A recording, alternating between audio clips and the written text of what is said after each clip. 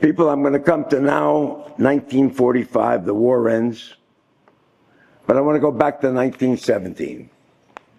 The British government,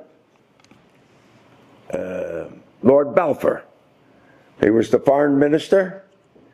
He wrote a promise to the Jewish people that Her Majesty's government looks upon with favor the establishment of a Jewish state in the land of Palestine.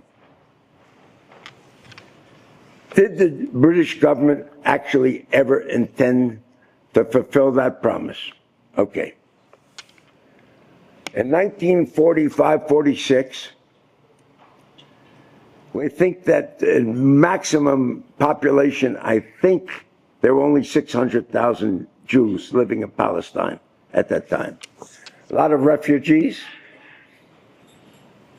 sick, bodily ill, survivors, and yet David Ben-Gurion made up his mind that he was going to declare the state of Israel, knowing that we had absolutely not a pistol, a water pistol to shoot, not a BB gun, nothing.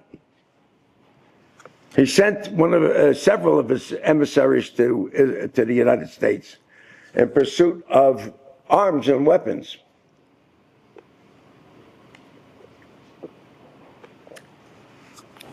There's a book called The Pledge. I'm sorry, I can't remember the name of the author, but it's the story of the massive cooperation, supply, weapons, and arms of the American Jews throughout the entire United States and foreign countries, including Nicaragua, which was Anastasio Somoza, who was the dictator, and Panama. Weapons and arms, airplanes, all illegal weapons and arms, because Truman, while he recognized the state of Israel 20 minutes after David Ben-Gurion made his declaration, and in defiance of his Secretary of State, General George C. Marshall, the creator of the Marshall Plan, Truman, the government of the United States,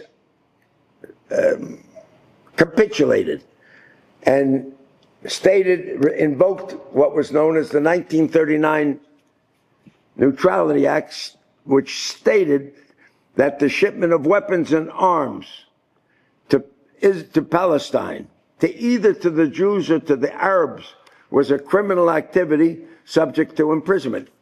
Several of my father's friends went to jail and ultimately were pardoned by President Eisenhower, who was General Eisenhower.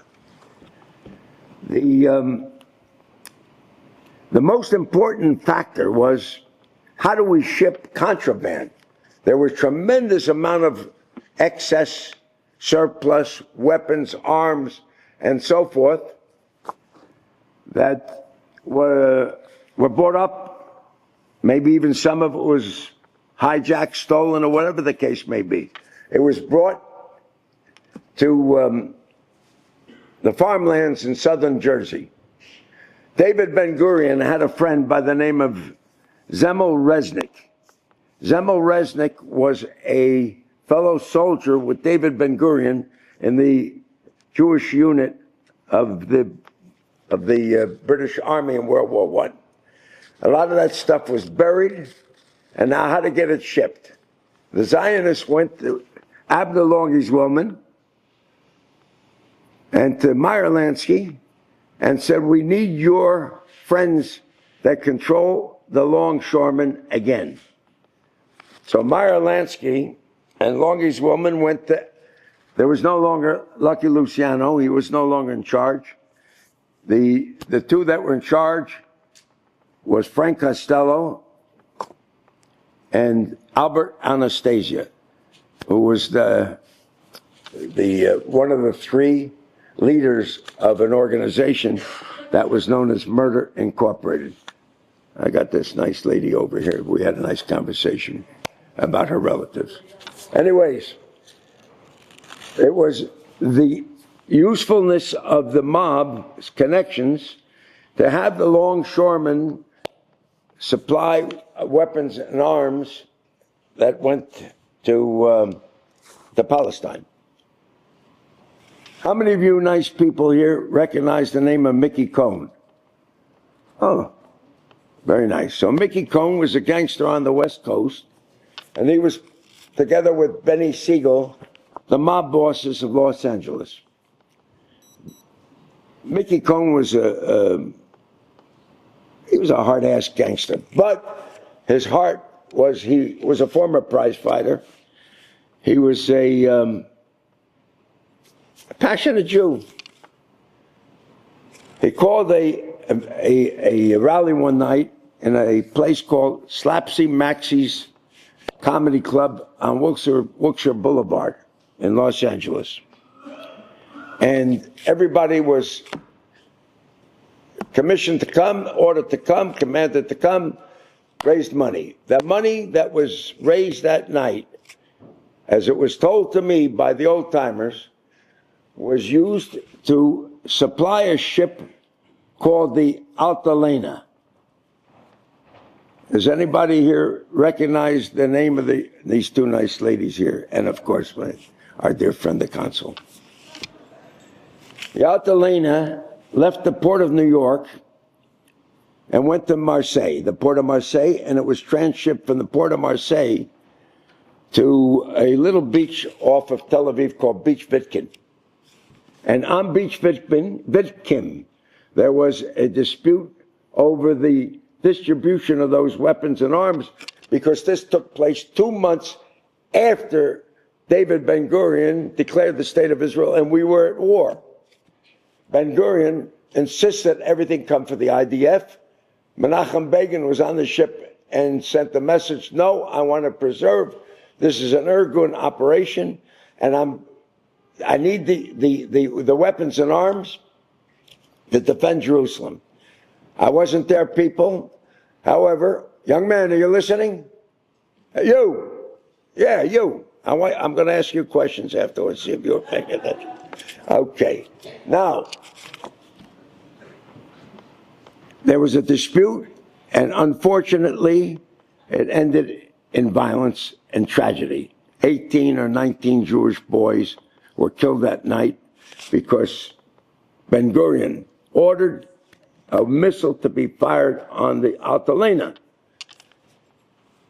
They saved Menachem Begin, who was the leader of Irgun, and he got on the radio that night and sent a message that there shall be no revenge.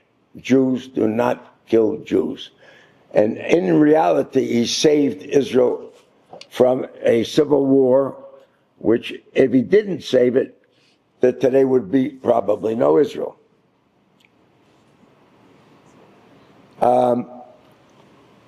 I started the evening off by telling you that there's a certain pride as far as the Jewish gangster is concerned. And I always said to myself, so if the patriot that fought for Irgun or for Lehi or for Haganah, if he was born and raised in the United States, that guy had the guts of a gangster. And the gangster guts, the same thing. Of course, we're not talking about the same objective.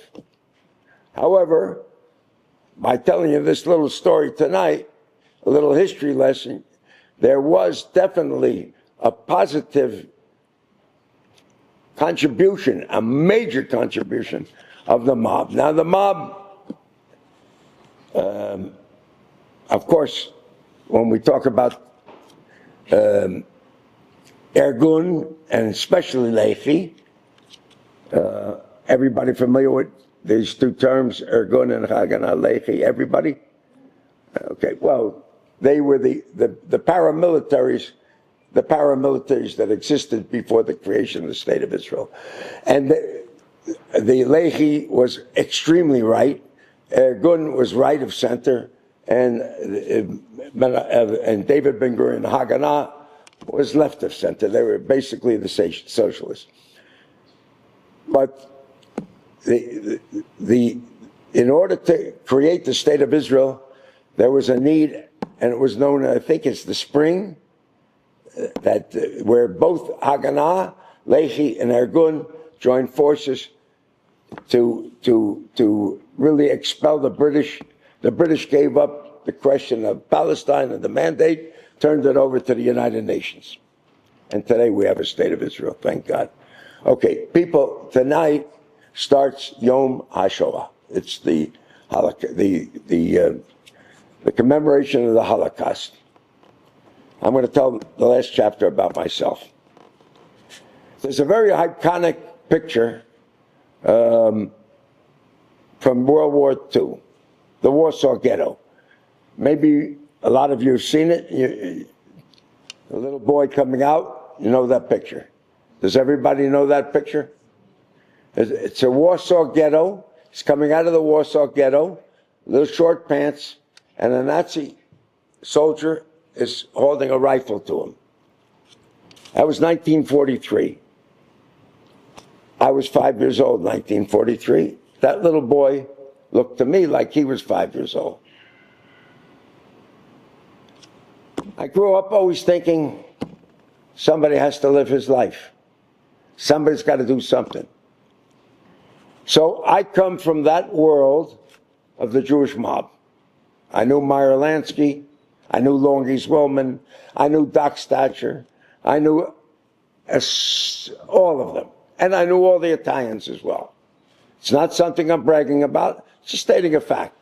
But that's the world that I came from. And I only knew Jewish pride. They didn't know anything about religion. If you asked them if they believed in God, you get a slap for asking a silly question. All right? But Jewish pride, they understood Jewish pride. And that's where I came from. And so, in 1965,